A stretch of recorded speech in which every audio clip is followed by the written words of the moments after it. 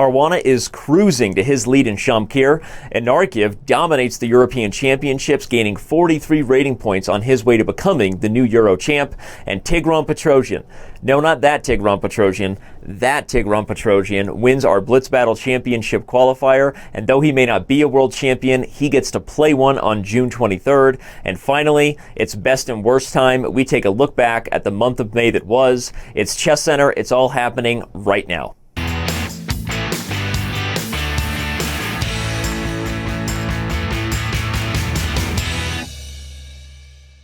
We see Peter Joggers jumping in first here on ChessCenter, and so we ask, what are the major stories hitting the chess press this week? Hey Danny, yeah, of course. Well, we have to start with talking about the third Vugar Gashimov Memorial. It's underway in Shamkir, Azerbaijan. And this year it doesn't have Magnus Carlsen playing, but three top 10 players are there. It's Fabiano Caruana, Anish Giri, and Sergei Karyakin. And well, especially Caruana, he had an amazing start. That was 4.5 out of 5 before the rest day. And it reminded a bit of his streak 2 years ago in St. Louis, of course. But then my compatriot Anish Giri, he was only half a point behind, 4 out of 5, which means he won 3 games. So let's just stop talking about how many draws he's making in tournaments and talk about how many he's winning. And then the third top 10 player, Sergei Karyakin, well, he's doing a bit worse, only +1, but well, he's still in contention, obviously. And well, there was a rest day, and after the rest day, all 5 games were drawn, so the situation is still the same. And yeah, we'll have to wait and see how this tournament ends.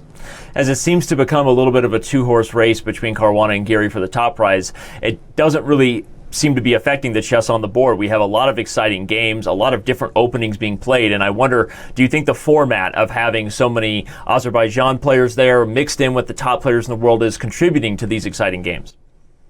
Yeah, I do think so. I think that the strong players are really trying to win all games against anyone below them, basically, and also with the black pieces. So, and I think it goes to show that from a lot of 1e4 games, not a single one had the Berlin ending. So many fans will be happy about that as well.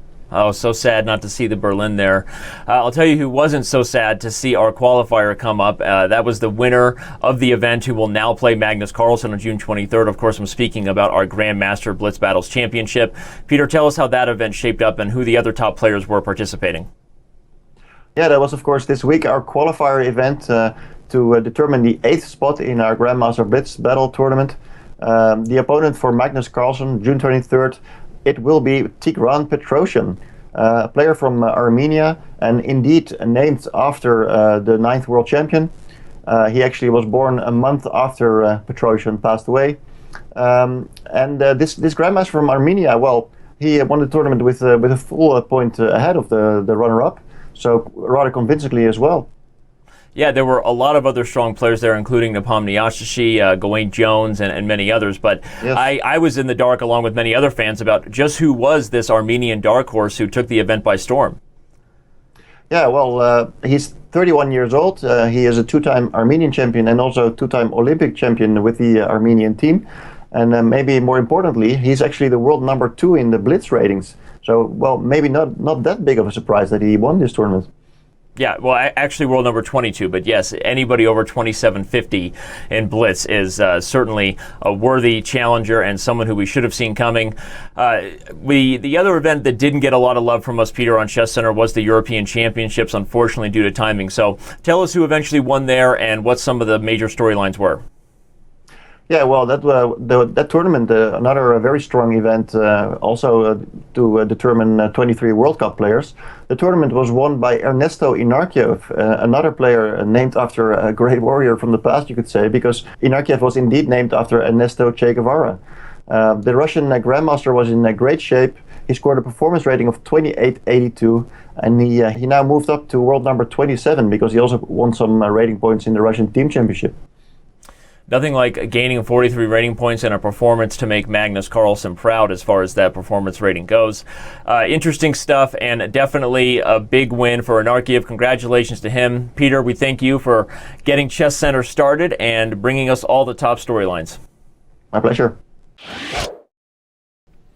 Well, my name is Tamirin Nabati, and you ain't gonna stop me. At least that's what we think he was thinking when he sacrificed a bishop on f7 early on, and then launched this crazy attack with rook e to e6. How awesome is it to get doubled rooks on the 6th rank? The e-file falls under his control, and as soon as g4 comes in, with the threat of things like bishop to c2, Robert, both myself and the commentary team, I think we all felt like Black's castle was about to fall and Asala's run had come to an end. But twist ending, this move of the week is for Petrosian, the player playing Black. Tell everybody what he did here to slow down White's pressure. Yeah, Petrosian's king looks totally busted. F5 is hanging. If that light square bishop hits c2, the king is going to be checkmated. But bishop e4, the only defensive resource to save the day. Here, Nabati got naughty and tried bishop e6, but greed is bad, and Petrosian was out to punish him with queen takes e7. After bishop takes f5 check, king runs back to f7, defends the queen, and now White's attack is fizzled out. Black is totally winning, and even with the seconds dwindling, it was too little too late for Nabati, and Asala went on to win this one. Yeah, Nabati tried to flag in with some checks, but unfortunately it was not to happen. The king found safety, and once the position simplified one more step further, Nabati, as you said, well, his naughtiness didn't pay off this time, and this win might have been the defining moment to help Petrosian go on to win the tournament, and he will now face Magnus Carlsen on June 23rd. In case you're wondering, kids, there's a checkmate threat coming on d2 or g3. You just get to pick your poison, and that was enough for Petrosian to win the tournament and move on to play Magnus Carlsen. Well, here's what everyone's talking about this week as fans all around the chess world tune in to the Vugar Gashimov Memorial. And any fans following top players on social media, of course, have probably already seen the back-to-back tweets from Anish Giri as he first said the calm before the storm, including a nice picture of himself in front of the Synergy Group banner. But then after all of the first-round games were drawn, he tweeted, well, meteorology's never been my thing. And this kind of tongue-in-cheek humor is what Anish is known for, which makes him one of the best follows if you're looking to get more involved in the world of chess social media. But Sean, with all jokes aside, the truth is Anish has brought it, and he is really bringing the heat on the board in Shamkir. Absolutely right. He's got great wins over Hari Krishna and Sergei Karyakin, the upcoming World Chess Champion challenger. So he is not just a great stand-up comedian, he also has some chess skills, as if we didn't know. And I love this because it silences a little bit of the hate that he's been getting on Twitter. People have been calling him a peaceful player, and he has shown that they are absolutely wrong. He is also willing to go to war. Absolutely, and in fact, you can see some of the comments there from the Twitter TR words, I'll just say it, the trolls, but I'm sure they'll issue a written apology, Sean. They always tend to say when they're wrong. They love admitting that. Just kidding, Anish, don't expect that. But we will expect more from you on future social channel chatters as you remain one of the most active top players on social media. To start off this week's Blunder of the Week, we had some speculation and maybe even some accusations in the chat that International Master Lawrence Trent's account must have been hijacked by Fabiano Caruana. Of course, everyone knows that he is the U.S. Champions manager. But once Lawrence played the blunder here, Robert, no one was mistaking anymore the fact that Lawrence Trent was indeed behind the wheel as he played the move king to h4, walking into a mate in one that surely Grandmaster Wesley So would find, right? Well, I don't think Wesley So got the memo that Kostya Kavutsky's April Fool's Day article, How to Blunder Like a Grandmaster, was a joke. And instead of playing queen h2 checkmate like any sane person would, he went queen d8 check. The game went on an eventual draw, but it's hard to miss mate in one like that. And as if that blunder could even be topped, we move on to the next game between Tigran Petrosian and Gawain Jones. The other Englishman was also in the running for some time. But here, instead of playing the move king f5, maybe the only move that keeps the game level, but still under time pressure, who knows what could have happened, he played the move rook to g1, which, as Robert's going to reveal right now, was not the best move. Well, Gawain must have been overexcited about playing a person with the name of a world champion, and here he allowed rook takes f7 checkmate. Unfortunate for him, this kicked him out of the driver's seat and down the scoreboard, and we see Asala continue and win the event. Yeah, he did, and he went on to benefit from yet another big blunder as the American Grandmaster Daniel Naroditsky was the final train, the final thing that could have stopped him on his road to victory. But no, Daniel did not have his best chess in this game, started with the move c4, and after just blundering the double attack with queen takes d4 and queen takes a1, the complications go on, but the truth is it was already over. Black's king safer than White's king, and after the move queen to c3, he played queen takes c3, allowing rook f1 checkmate. So enough mates and ones from top GMs to last us a year, Robert, if we were looking to add those to our collection. But it gave us some exciting things to talk about, and maybe inspiring for the fans to know that you're not the only one who makes blunders in your Blitz games on Chess.com. Yay, it's best and worst time, Sean McCoy. I know you're ready for this. We get to take a look back at all that was, all that wasn't, all that maybe shoulda, woulda, coulda been. Are you ready for this? Absolutely. Let's get started with the absolute worst, and we'll get there with Nakamura's epic miniature loss to Hare Krishna. He was able to go on and take the win in the match, but I'm not sure if that was the way I would have wanted it. Maybe I could have dealt with losing the match and not losing a game like this. Yeah, it was ugly, I agree, but it wasn't quite as ugly as what I'm going to list at number 4. Fabiano Caruana missing a mate in 1. Queen takes h2. It was epic, and it fueled a Maxime Vachier-Lagrave comeback. Still even more nasty was Armenian failing to pick up the torch for feminism and knocking out a misogynist question, which he let go right by him, a swing and a miss from Armenian in that interview. You're absolutely right, and that led to a fire on social media. I'm sure he regrets it. Speaking of regret, the Telegraph had to take back statements where it said Russian Chess Federation President Andrei Filatov was associated for embezzlement in the Panama Papers. ChessBase actually reprinted the story, so they recanted their post of the Telegraph's post. It was a big, ugly mess. In the end, Russian Chess Federation President Andrei Filatov is clean and not involved in the Panama Papers. Who would have thought there were 2 people named Andrei Filatov? And the absolute worst for this month has got to be Danny stalemating Komodo with a king and a rook and a bishop versus only a king. Danny, how could you do this? It's true. I have no idea. That was not acting. I'm not that good of an actor. That I freaked out. I nearly jumped out of my chair. And the humiliating gift went viral on our Facebook page to prove it. Sean, you proved yourself once again. This may be the worst section, but you're the best at being the worst. You're the best around. No one's ever gonna take you down. It's the best of May. Let's start the countdown all the way. Coming in at number 5, we're going to give it to the shared winners of both of the Grandmaster Blitz Battle events that we held this month, that being Maxime Vachier-Lagrave, who took down Fabiano Caruana, and Hikaru Nakamura, who took down Pentala Hare Krishna. They will meet in round 2. Absolutely. We're going to give number 4 to Anarkiev, who's gained 43 rating points en route to becoming the new European champion. Yeah, that was impressive. Maybe not quite as impressive as just the general month that chess had in the world of pop culture. We had Maurice Ashley on Yahoo Sports Finance. We had trailers released for the new Magnus documentary, including a pre-screening. The Dark Horses movie coming out. Pink played chess in a new music video. The Avengers screwed up setting up a chessboard as if it was really that hard to do. The list goes on. There really were so many things and so many ways for people in the general world to say, hey, chess is a game out there. Maybe I should go play it myself. Yes, well, chess has been winning in popular culture. Julia Granda has been winning against Father Time, reaching his peak rating at 26.99 at age 49. Danny, this gives me hope. Does it give you any? Absolutely zero hope. If anything, it just reminds me that the future is not as bright for me as it is for that guy. And of course, saving the best for last, Sean, on the last day of May, a last-minute entry ended up winning our Blitz Battle Championship qualifier. Tigran Petrosian, not the reigning or former world champion, I should say, but an Armenian grandmaster and a very strong Blitz player in his own right. In fact, one of the almost top 20 Blitz players in the world, so maybe we should have seen it coming as soon as he signed up, but he did better than all the favorites, including Ian Nepomniachtchi, Wesley So, Georg Meyer, Dimitrion Draken, my pick. So just an amazing performance. Takes home $1,500 cash, as well as the right to play Magnus Carlsen on June 23rd. Well, Robert, those summer days may be drifting away from us, but those GCT nights as the Grand Chess Store gets set to kick off its very highly anticipated Rapid and Blitz portion. We go to Paris, where the normal cast of characters are there, and they're ready to play Levon Aronian, Anish Giri, Veselin Topalov, Maxime Vachier-Lagrave, Hikaru Nakamura, and even a wild card named Magnus Carlsen. So as you look at this event, Robert, give me a little bit of a breakdown of what you see happening in the Rapid and Blitz format. Is Magnus Carlsen still the heavy favorite, being who he is and his pedigree? And maybe even give me a dark horse for this event.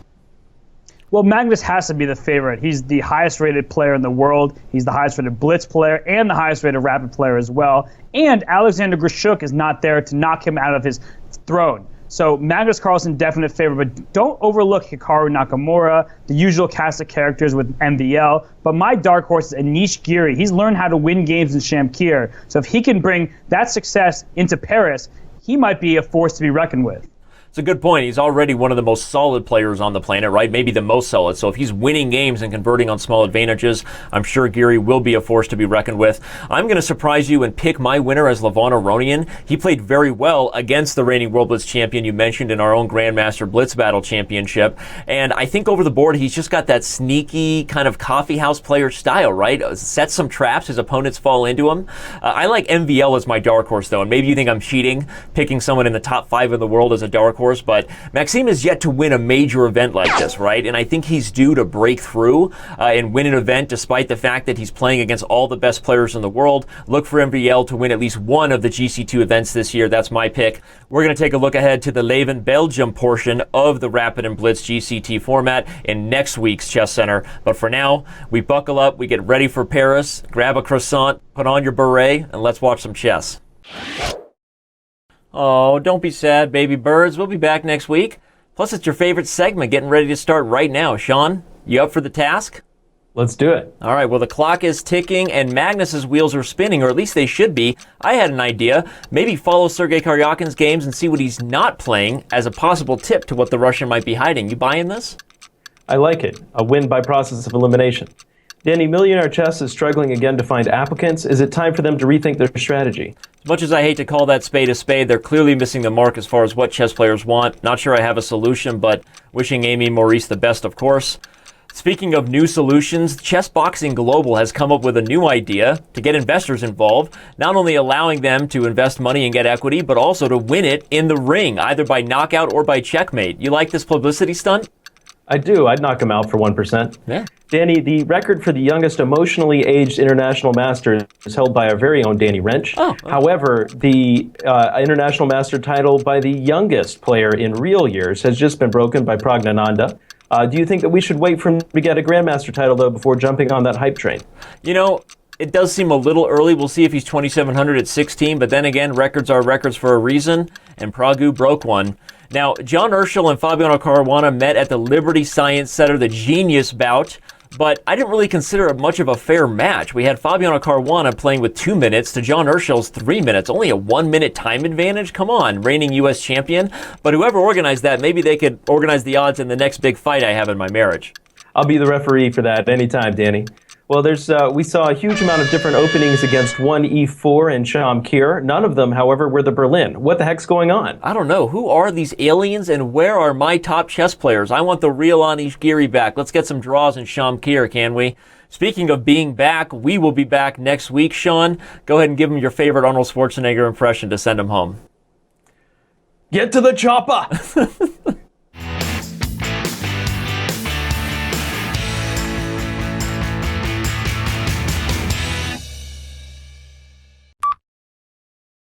Yeah, absolutely. He's gotten wins over the likes of Harry Krishna and world chess champion challenger Sergei Karyakin. So he's well, I don't know.